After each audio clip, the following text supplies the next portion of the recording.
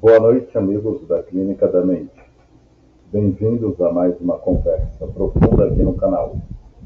Hoje vamos direto ao nervo, psicanálise e política. Qual é o limite? A psicanálise pode ser neutra ou toda a prática clínica já é, de algum modo, política. Quando falamos em política aqui, não estamos falando de partidos, eleições ou bandeiras. Estamos falando de poder, discurso, laço social, ideologia, produção de subjetividade. A pergunta não é superficial, porque se a psicanálise ignora o contexto social, ela empobrece o sujeito, reduz a mente a um problema individual, como se o mundo lá fora não existisse. Mas se ela se torna militância aberta, ela abandona sua ética fundamental. A escuta das singularidades, o confronto com o desejo único e irredutível de cada um.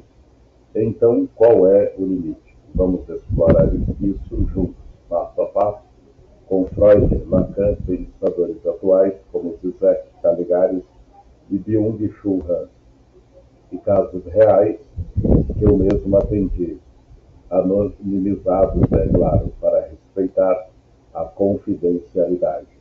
Preparem o café. Essa conversa vai mexer com vocês, vai cutucar feridas abertas e talvez abrir portas para uma escuta mais ampla.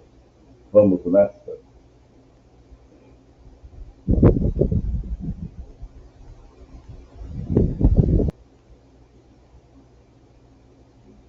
Freud, o mal-estar é estrutural, a repressão como base da sociedade. Vamos começar pelas raízes. Sigmund Freud, o pai da psicanálise, já nos alertava no século XX. O sofrimento humano não é só um acidente individual. Em Um Mal-Estar na Civilização, de 1930, ele afirma algo decisivo. A civilização é construída sobre a renúncia ao impulso. Ou seja, para vivermos em sociedade, renunciamos às satisfações instintivas, sexuais, agressivas, narcisistas. A cultura impõe restrições, reprime impulsos e organiza normas que criam o laço social.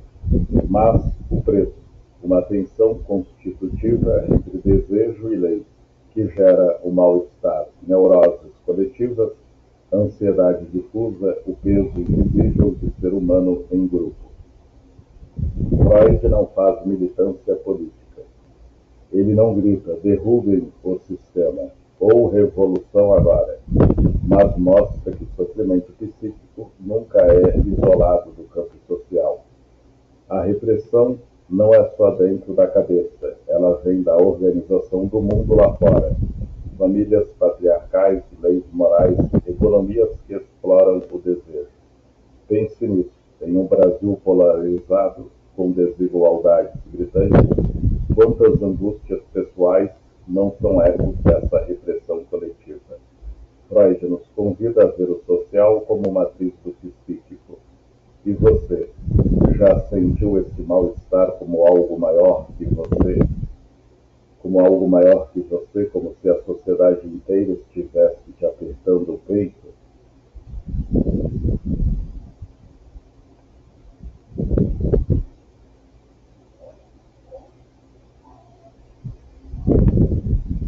Freud pavimenta o caminho, mas é Lacan quem radicaliza e nos leva ao coração político do inconsciente. Lacan, o discurso é político, o inconsciente como estrutura de poder. Jacques Lacan, o enigmático francês, que releu Freud através da linguística e da filosofia, vira tudo de cabeça para baixo. Em sua aula de 10 de maio de 1967, no seminário A Lógica do Fantasma, ele solta a bomba. Não digo que a política é o inconsciente. Digo simplesmente que o inconsciente é a política. Para Lacan, o desejo não nasce puro no sujeito. Ele é estruturado pelo outro, linguagem, lei social, significantes mestres que nos moldam desde o berço. E aí entram os 4 discursos do mestre, da universidade, da histérica e do analista. descrevem formas de organização do laço social. Todo discurso implica poder, posição subjetiva e produção de verdade. O discurso do mestre comanda o significante mestre, pátria, progresso, ordem, promete unidade e felicidade coletiva, mas responde à falta fundamental, o vazio que o sujeito tenta preencher com identificações totais. A política opera assim: ideais coletivos mascaram o gozo homogeneizado e a exclusão de quem não se encaixa. O discurso do analista é o subversivo. Ele não sustenta o saber do mestre, sustenta a falta. Não diz ao sujeito como viver ou no que acreditar. Confronta-o com seu desejo real, dissolvendo ilusões ideológicas. Isso já é um ato político estrutural. Vai contra o totalizante, prioriza o singular. Mas Lacan avisa os limites.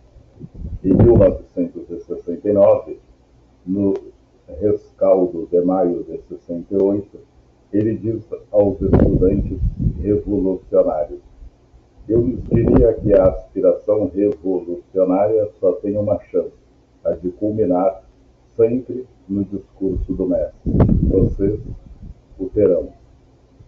Revoluções trocam um amo por outro. A psicanálise, não. Ela é ética do desejo, não militância partidária. No Brasil de hoje, com discursos polarizados nas redes, Lacan nos pergunta: seu desejo é seu ou do outro, do algoritmo, do grupo, da família? A psicanálise não é militância, a ética da singularidade contra o mestre.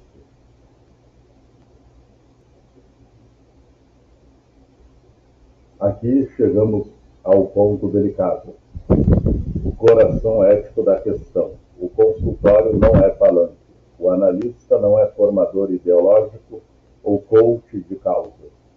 A ética lacaniana, ecoada por Freud, é a escuta da singularidade, o sujeito dividido, o desejo que não se resume a agendas coletivas. Se o analista impõe sua posição política, você deve ser de esquerda, direita, ativista, sai da posição analítica e entra na do mestre. Isso é antiético, trai o cético. Contardo Caligares, psicanalista italiano que viveu entre nós no Brasil e trouxe uma psicanálise acessível e humana, reforça isso. A vida adulta é sempre menos adulta do que parece. Ela é pilotada por restos e resíduos infantis.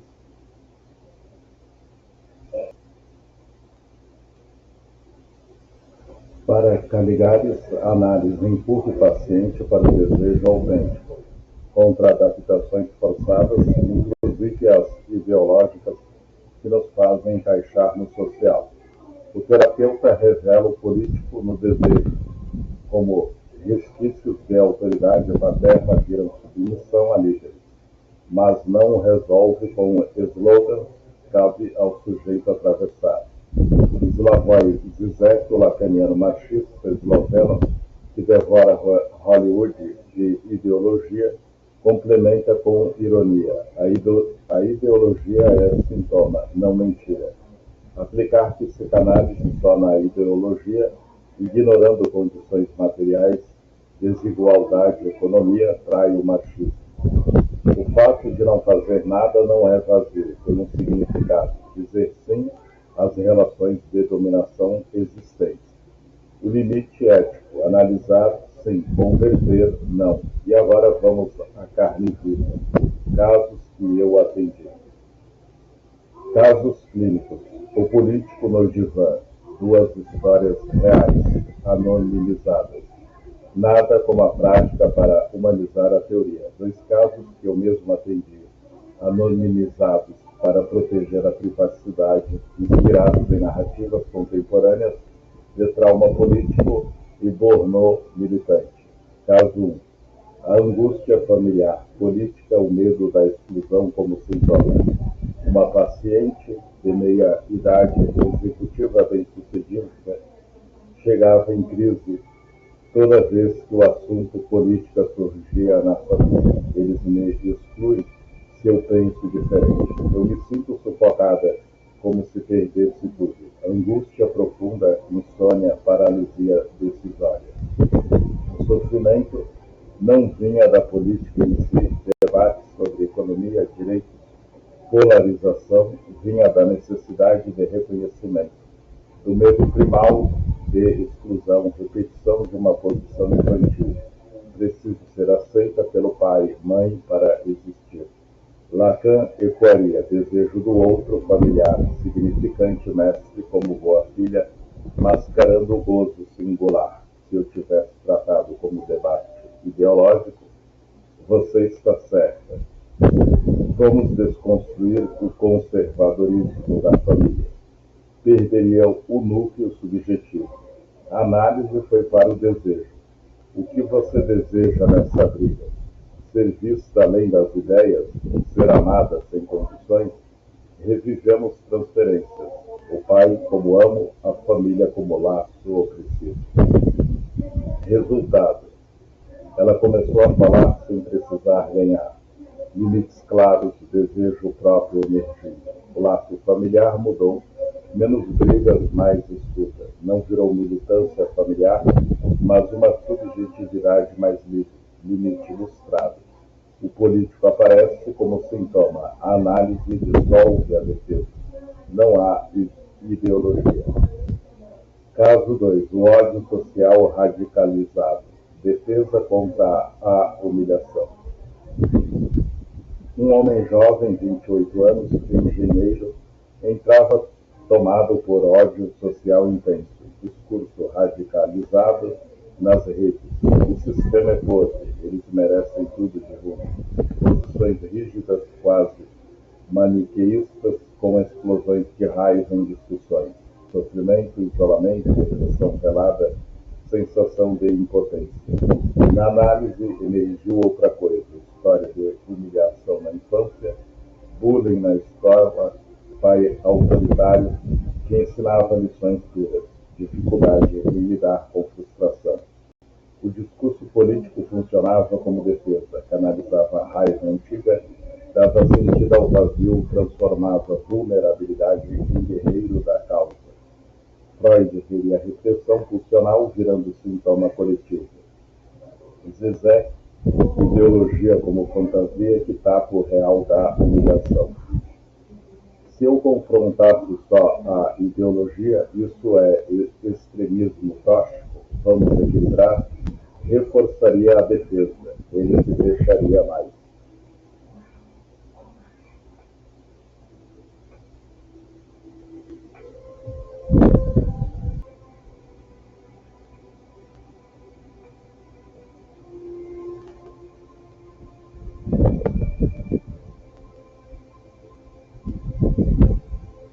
Fui além da superfície, atravessamos a fantasia lacaniana. O que esse ódio protege? Qual desejo ele esconde? Sonhos revelaram. O outro inimigo era a projeção do pai. O radicalismo, uma armadura contra a fragilidade. Hoje, ele ainda se posiciona politicamente. Vota, discute, mas com menos rigidez, mas desejo próprio. Agora eu luto por mim, não por raiva. Integração, terapia mais ação voluntária em ONGs, sem totalização, limite, psicanálise, humanismo, trauma, mas o político exige o mundo lá fora. Esses casos, vividos na minha prática, mostram que o político irrompe no divã como sintoma, mas a análise vai para o singular. Desejo, falta, transferência. Não resolve eleições, mas liberta sujeitos para elas. Pensadores contemporâneos, o social como oposição subjetiva. Avançando para vozes atuais que dialogam com casos de hoje, redes sociais tornou a autoexploração. Byung-Chul Han, filósofo sul-coreano, radicado na Alemanha, em Sociedade do Cansaço, 2010, diagnóstica nossa era. Não vivemos mais sob repressão externa freudiana, mas sob autoexploração. O excesso de trabalho e desempenho agudiza-se numa autoexploração. Essa é mais eficiente que uma exploração do outro, pois caminha de mãos dadas com o sentimento de liberdade. Isso produz depressão, esgotamento. O depressivo é o inválido dessa guerra internalizada. Ramos estupra a política neoliberal transforma desejo em produtividade. E a clínica deve traduzir isso em imposição subjetiva. Alain Ehrenberg, psicanalista francês, em A Fadiga de Ser Si Mesmo, de 1998, complementa: a depressão explode numa cultura que exige autonomia constante.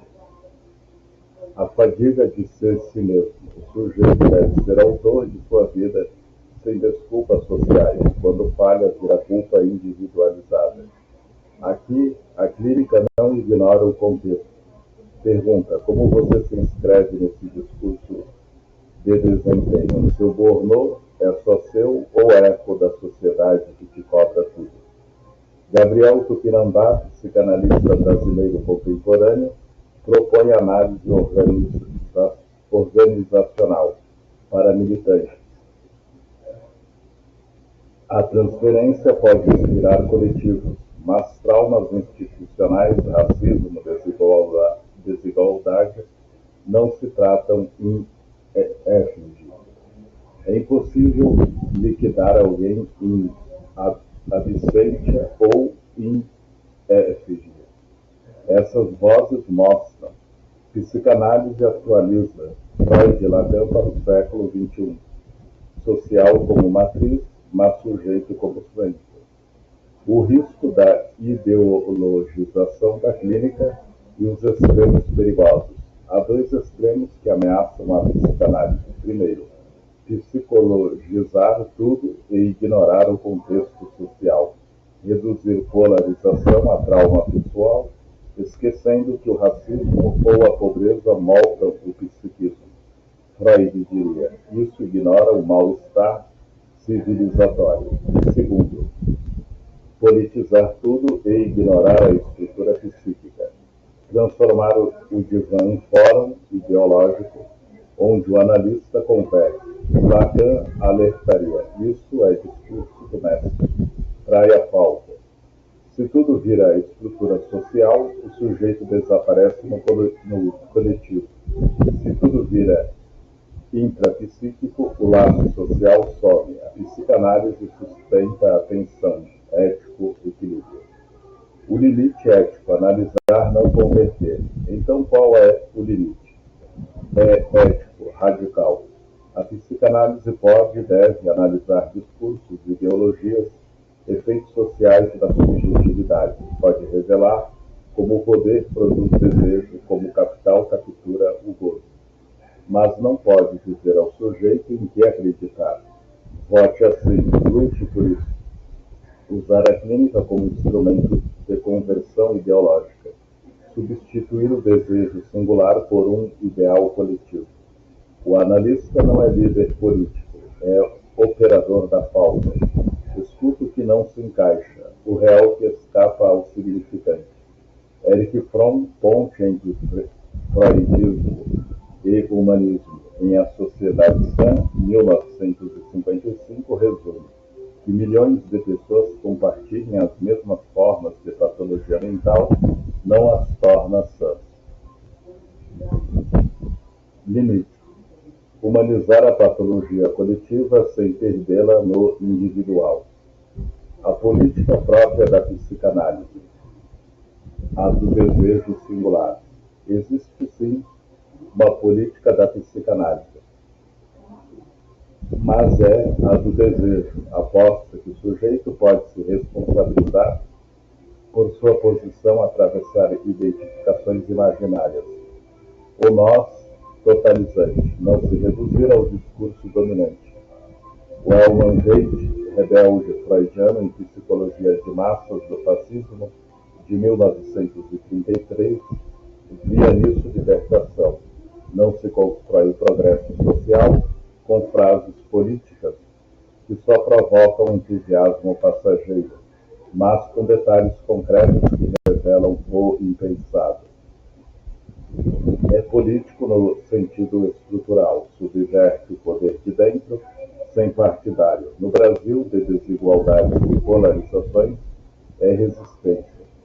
disputa que constrói sujeitos livres para o laço social.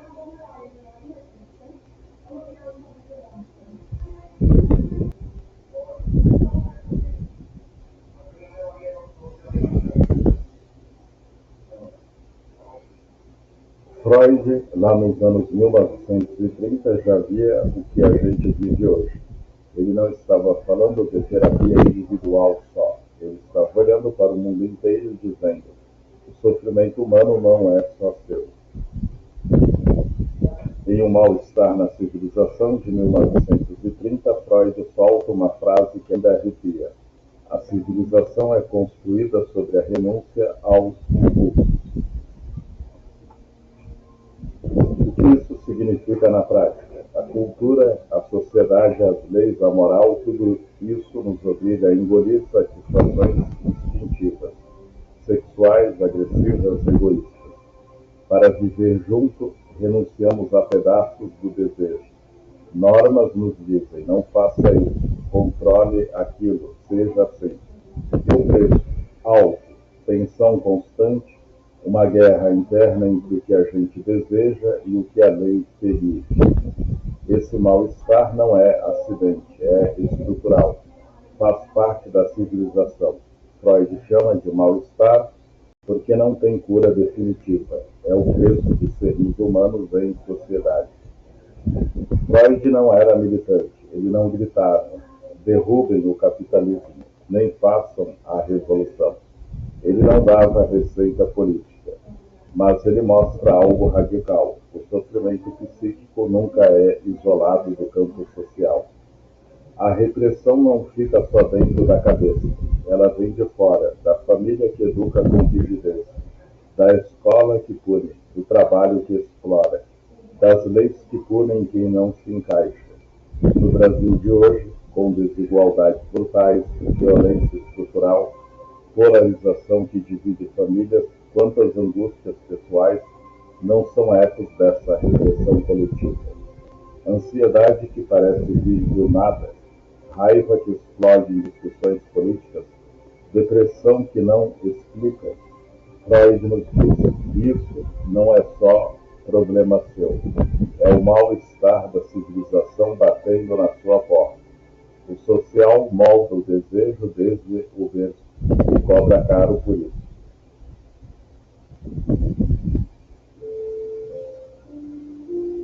Agora, uma pergunta para você aí do outro lado da tela. Já sentiu esse mal-estar como algo maior que você? Uma angústia que não explica só pela sua história pessoal. Parece vir da sociedade inteira, do ar que a gente respira, das regras invisíveis que todo mundo segue. Uma sensação de que algo está errado com o mundo, e isso te pesa no peito? Se sim, você não está sozinho. Freud sentiu e escreveu sobre isso há quase 100 anos. Ele nos lembra: o que dói dentro de você muitas vezes é o eco do que dói fora. Freud pavimenta o caminho, mas Lacan pega essa ideia e radicaliza. O inconsciente não é só reprimido pela sociedade. O inconsciente é política. Vamos ver como ele tira tudo de cabeça para baixo.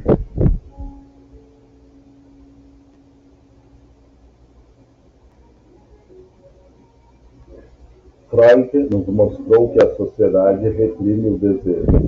Lacan pega essa ideia e vira tudo de cabeça para baixo. Em 1967, no seminário A Lógica do Fantasma, ele solta uma frase que ainda hoje deixa muita gente sem ar. Não digo que a política é o inconsciente. Digo simplesmente que o inconsciente é a política. Ele não está dizendo que Freud estava errado. Ele está dizendo que Freud parou cedo demais. O inconsciente não é só um depósito de desejos definidos pela sociedade. Ele é estruturado como política desde o começo. Para Lacan, o desejo não nasce puro dentro de você. Ele é estruturado pelo outro, pela linguagem, te nomeia, pela lei social que te diz o que é permitido, pelos significantes mestres que te dizem quem você deve ser. Você não deseja sozinho, seu desejo é sempre desejo do outro. E aí entram os famosos 4 discursos de Lacan: mestre, universidade, histérica e analista. São 4 formas de organizar o laço social, 4 maneiras de o poder circular. Todo discurso implica poder, posição subjetiva e produção de verdade. Não tem discurso neutro.